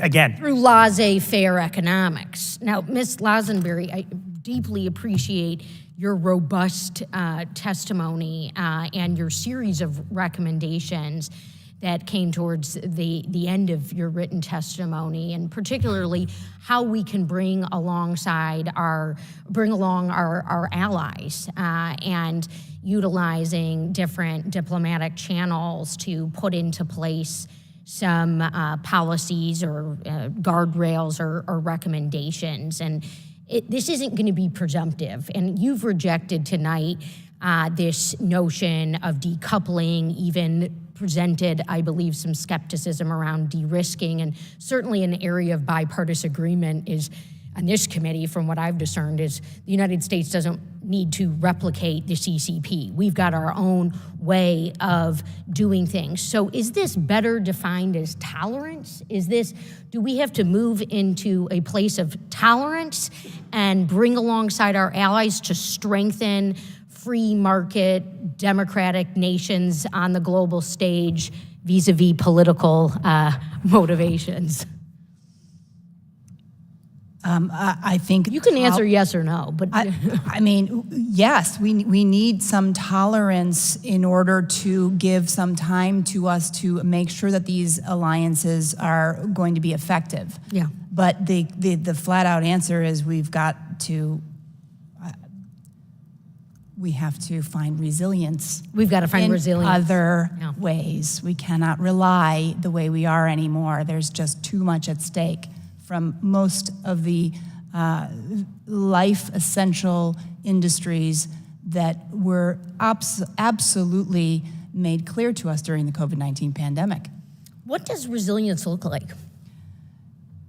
Resilience is a great word. How can we cherish our free and open democratic society, which is a diverse ecosystem? Diversity is what we know makes an incredibly rich ecosystem. It might be supply chains. It might be supply chains. It might be lessening reliance, and certainly, coming from the industrial Midwest, I care a lot about that. But let me just conclude by talking to you directly, Mr. Chum. It is highly significant that you came here this evening and shared your testimony, a testimony that would never be heard in your native land. And I extend my heartfelt gratitude to you as a human being, as an entrepreneur, and as a father and a husband. And what happened to you and what happened to your beloved Whitney would never happen here. And I don't believe that you will see justice, and that's another deal, is that democracy might not be perfect, but we do inch towards justice. Thank you, Mr. Chairman. I yield back. Mr. Banks. Thank you, Mr. Chairman. A few days ago, Treasury Secretary Yellen went to China as part of what the Biden administration is calling their thaw strategy with Beijing. It doesn't appear that Beijing is really interested in the same thing that the Biden administration is when it comes to that so-called thaw strategy. But also today, Secretary Blinken met with the top diplomat from China in Jakarta to also talk about the same strategy, to talk about and denouncing. Secretary Yellen literally denounced the idea of decoupling our economy from China's economy when she met with them a few days ago. Mr. Kazi, can you talk about maybe give this committee an idea of what is the thaw strategy? What's the administration going for here? Well, the idea is that supposedly a lot of pressure has been ramped up over the last 4 to 5 years, and that it's time to make sure that we're telling Beijing that we are not trying to get into a war with you. But if I may, I think right now the time is to clarify our intent, but to showcase that we have resolve here, that there's the problems that we're facing, that we've been talking about, all the supply chain stuff, the investment stuff, et cetera, that we are going to be taking corrective measure here, and that's the message that needs to be delivered. There's very competent people in the administration. I wish Catherine Tai, the USTR, would have more of a role in delivering America's messages. So you're as skeptical of the thaw strategy as many of us on this committee are. It obviously doesn't. Yeah, I think, again, clarifying intent is a great thing between two great powers, but now is not the time to say, well, look, we're not really trying to de-risk, we're not really trying to decouple, et cetera, et cetera. I think, we need to explain what the problems are and what solutions we're trying to implement. Help us out, Mr. Kazi, as well. To what degree are U.S. financial investments powering China's military-civil fusion strategy? The problem is that the lack of disclosure and transparency means that we simply don't know that today, to my knowledge at least. Can you speculate? Pardon me? Can you speculate or expand on that? So look, we don't know where American financial companies are investing their money, right? We don't know which companies are invested in, or even broadly what sectors they're invested in. I mean, that information needs to be obtained in order to answer the specific question you're asking. Yeah. Would you agree that there's no such thing, we've already explored this question, but there's really no such thing as a truly private company in China? Everybody thought the Alibabas of the world were the big, bad private entrepreneurial companies out there. Well, look, what the golden share policy that's taking place, how the Communist Party has a position on the boards of these big tech companies now. They will have a voice in the strategic direction of the company. So that gets at the point you're trying to make.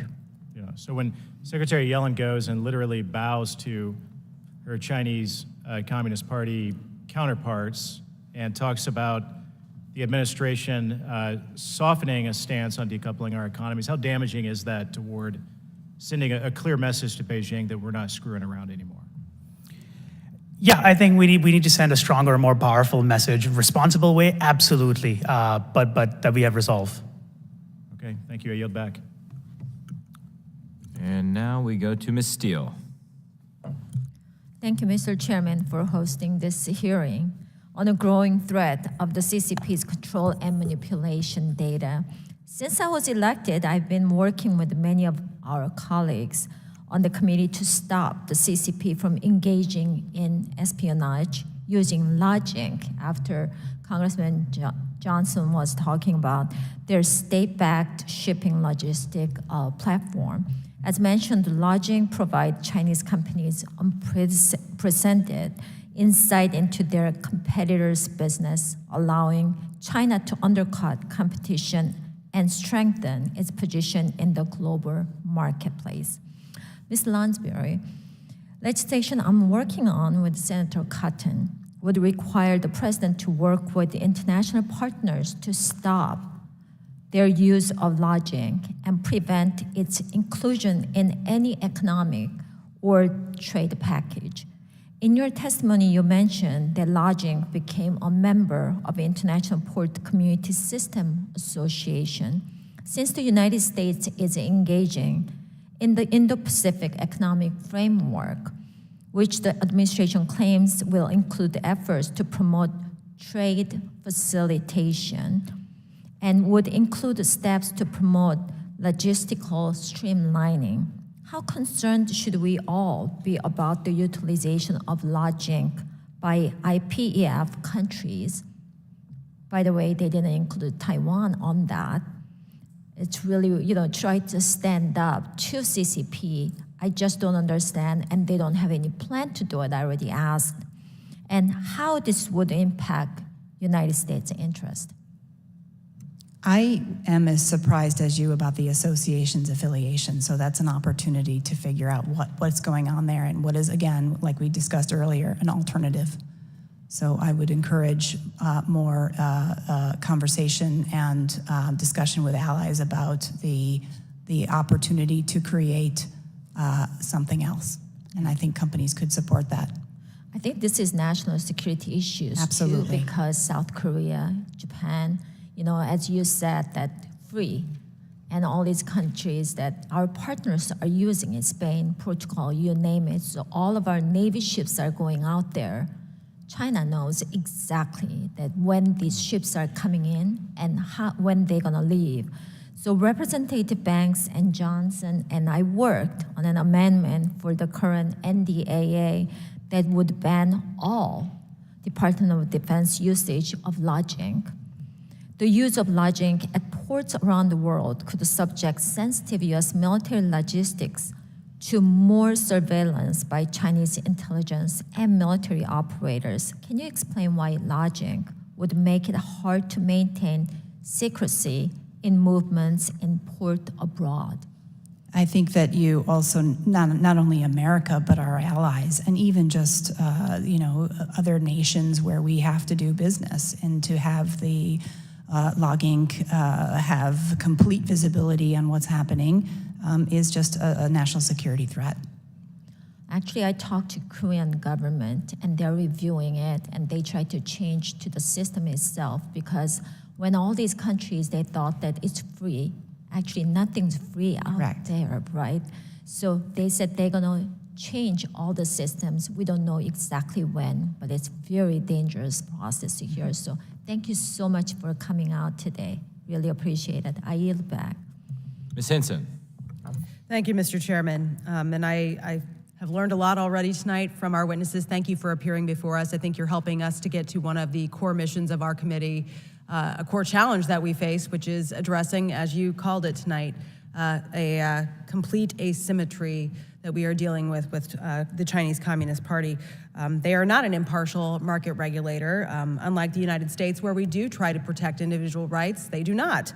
They don't have that value. They try to advance the interests of a corrupt state over their people. They have a huge disadvantage for American investors and American companies located in China. So I really appreciate the conversation we've already had tonight to get to the heart of this issue. I'd like to direct this question to Ms. Lansbury, but if any of you had some feedback, I'd welcome that.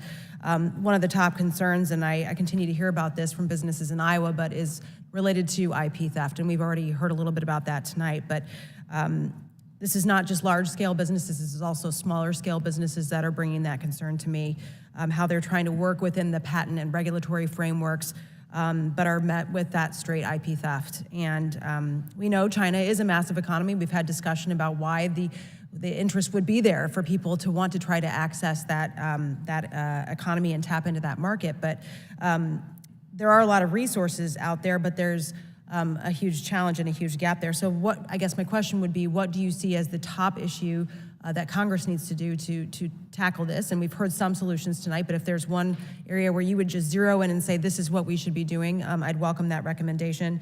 And then how can we better track frequent offenders that are blatantly stealing our intellectual property here in the United States? Thank you for your question. One thing that just pops to mind immediately based on my experience and knowledge since those experiences is universities. We're seeing a lot of, I have anyway, PRC nationals in universities, very high-tech universities that are then starting up, small, startups, tech startups. They're coming in with small bits of capital, and then the enticement of funding that startup then requires either a transfer of IP and or more investment with a Chinese partner.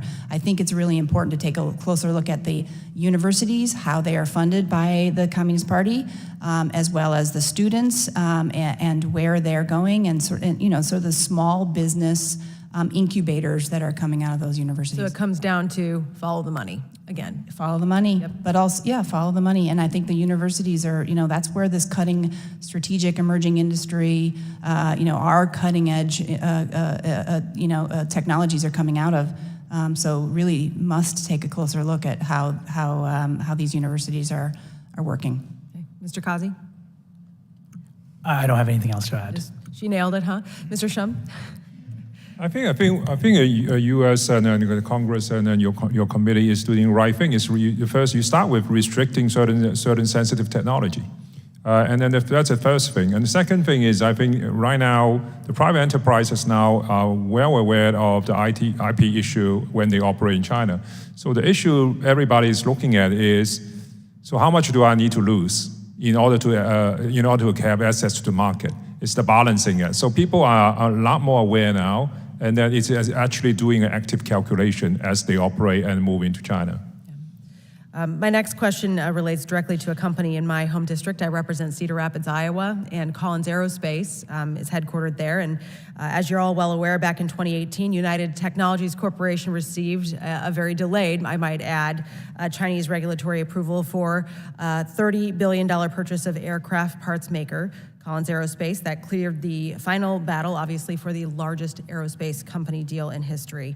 But that was conditional based upon the situation with escalating tensions with China and the United States. So the questions were surrounding that, obviously. Did the CCP delay the deal because of the disputes happening here? So Ms. Lonsbury, if you could walk us through briefly in the time we have left, your experience working with the CCP's antitrust regulators in this process to gain approval for the acquisition, and kind of what circumstances surround that. Okay, well, I would say that oversight body has changed a lot since I was in that position out in China, and that transaction happened after I was no longer in China. But I can tell you that, from what I looked at and what I heard from my old colleagues, that this was a political moment with the Qualcomm merger that was, I think, obviously denied just before the Rockwell Collins transaction. So I think, there was a delay. There were more conversations with the Chinese partners. Written advisory, more meetings, and in the end, it went through. But it did get hung up in the U.S.-China political, back and forth, tit for tat. Yep, absolutely, coercion for sure. Okay. Absolutely. Thank you. I yield back. Mr. Jimenez. Thank you, Mr. Chairman. I think that communists, especially the CCP, they don't like carrots. Actually, they view carrots as a sign of weakness, and they'll take advantage of the carrot. But after that, they'll go about their own business, and that the only thing that they understand is strength. Do you agree with that, Mr. Shum? Yes, absolutely. Mr. Quasi? Yes. Ms. Lonsbury? Okay. Now, put on your futurist and you're seeing the future, Mr. Shum, and tell me, what is the fate of American companies in the short term, the medium term, and the long term that are doing business in China today? That's interesting. I think I do think the Chinese economy is sinking. So in the short term, everybody's issue is how do I diversify my operation? And then it's reglobalization minus China. So that's in the short term. I think in the medium term, everybody is looking, so how bad is where the Chinese economy is going to go? And then the heightened risk of the Taiwan Strait, how do I de-risk that issue? And I think long-term wise, I think everybody, I mean, to be frank, I think, you look at globally, Europe is in its own mess. China with Asia with unpredictable and menacing power, creating waves in Asia, all the capital is coming to the U.S. So I think, you talk to any major large investors, they are looking at basically, how do I allocate, bulk of my bets are in the U.S., and I will do sporadic bet based on growth market opportunities. This was American companies now, the fate of American companies in China. Is that what you answered? Was that your answer? Yeah. Okay. Mr. Quazio, how do you see it? I think it's always been the case that you can do business in China, obviously under the rules of the party. We pretended like that wasn't the case for a long time, but the fact is that has been the case, that will be the case moving forward. You have to invest probably eventually in the sectors that the party wants you to go. If you are aligned with their vision, you succeed as a firm. If you're not, you don't. And that's the general direction at the macro level. It's going to stay true. Ms. Lonsberg? And if that is true, then that means we are replaced. Correct. Because right. We die. Discuss that. Yeah. We die. Okay. What do you see the future of American investors and their capital in the CCP in China? Same thing. Let's go backwards though. You're first. I'm first this time. Yes. I think investors need to take off the rose-colored glasses and make sure they know what they're investing in. For example, if you look at just pension funds, we are investing pension funds into Chinese state-owned enterprises. Those state-owned enterprises have the same risk that we've just been discussing. So your pension funds are at risk because the Chinese Communist Party can do whatever it wants, whenever it wants. It can shut off market. It can, Can they take? It's not good. Can they take them? In other words, say, okay, thank you for your investments. They're ours now, and that's it. It's over. Is there a risk with that? Absolutely. So billions and billions of dollars that everyday Americans are investing in their pension funds, 401s, et cetera, are at risk if they invest in China today. I would say yes, and the problem is I don't think most Americans know where their pension funds are invested. And so when you do dig deeper, if you do know enough to look there, you'll see that that is a risk. So I think that's fair enough. Look, my colleague from Florida, talked about the Biden administration and the restrictions they're about to place. Mr. Shump, your response I found interesting. You said that basically that those restrictions are mirroring what the CCP is actually doing today. Is that correct? Yes, they're doing exactly the same thing. Actually, they're pushing it harder and stronger than the American system is pushing it. So the Biden administration is actually mirroring what the CCP is already doing in China? No, I'm not saying mirroring. I think both sides are actually pushing effectively pushing for decoupling. Well, I'll end with this statement. A very prominent businessman in Miami wanted to do business in Miami. He brought a consultant to Miami to teach all his managers how to do business in Miami, in China. And finally, the consultant said, but you have to remember this, that in China and the CCP, it's not about a win-win situation. It's not even about they win more and you win less. It's about they win, you die. Do you all agree with that? Thank you very much, and I yield back. Thank you, Mr. Jimenez.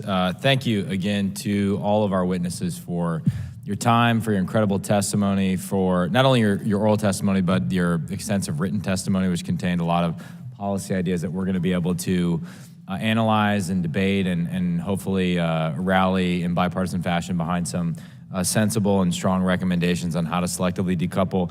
I'd remind the committee members that questions for the record are due 1 week from today on July 20th. We have a very busy week next week. The next 2 weeks are busy for the committee. We have a brief with the chairman of the Joint Chiefs of Staff on Tuesday at 3 p.m. We have the first ever committee Thunderdome on Wednesday, a big old debate on trade and economic issues on Wednesday at 2 p.m., which is going to be very fun. And then we have a hearing that's not at night, in the morning on Thursday with administration witnesses. We have representatives from Defense, State, and Commerce. So it's going to be a very fun week. Final thought, I've been thinking about this concept of anti-coercion. We spoke with Ambassador Emmanuel from Japan, and he has this whole framework for anti-coercion. And initially I sort of thought, well, this is a new idea. We're sort of dealing with a new threat, and in many ways the CCP is a more complex threat than anything we've dealt before. But I came across something, because I'm obsessed with the early Cold War, and I was reading this morning. This is Truman to Congress on March 12, 1947, asking for money to support Greece and Turkey after the British pulled support and there are all these communist uprising and the risk of communist minorities taking over the country. He said, in requesting money from Congress, one of the primary objectives of the foreign policy of the United States is the creation of conditions in which we and other nations will be able to work out a way of life free from coercion. This was a fundamental issue in the war with Germany and Japan. Our victory was won over countries which sought to impose their will and their way of life upon other nations. To ensure the peaceful development of nations free from coercion, the United States has taken a leading part in establishing the United Nations. The United Nations is designed to make possible lasting freedom and independence for all its members. We shall not realize our objectives, however, unless we are willing to help free peoples to maintain their free institutions and their national integrity against aggressive movements that seek to impose upon them totalitarian regimes. There is no more than a frank recognition that totalitarian regimes imposed on free peoples by direct or indirect aggression undermine the foundations of international peace and hence the security of the United States. And thus the Truman Doctrine was born. So there you go. Bipartisan early Cold War offers lessons for the present day. Thank you to all our members. Thank you to our witnesses again. And with that, the committee hearing is adjourned.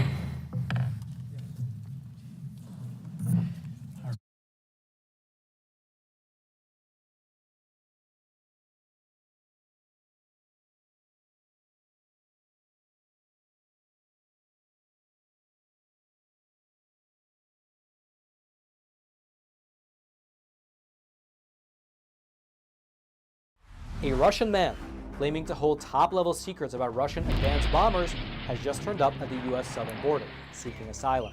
The man claims to have been an engineer at a production facility over in the city of Kazan, and he says that he possesses top-secret information about the White Swan Tu-160, which is the most advanced bomber in the Russian arsenal. U.S. border officials, they interviewed the man, and they determined that his story was in fact credible and eventually passed him off to the FBI, who are still in the process of interrogating him right now. However, analysts have pointed out that the fact that the story was even leaked to the public is an indication that perhaps the American government is encouraging other Russians who also hold top-level secrets to also escape to America. And if you thought that was interesting, well then you should click on that button below this video and check out Epoch TV, one of the best no-censorship video platforms on the internet.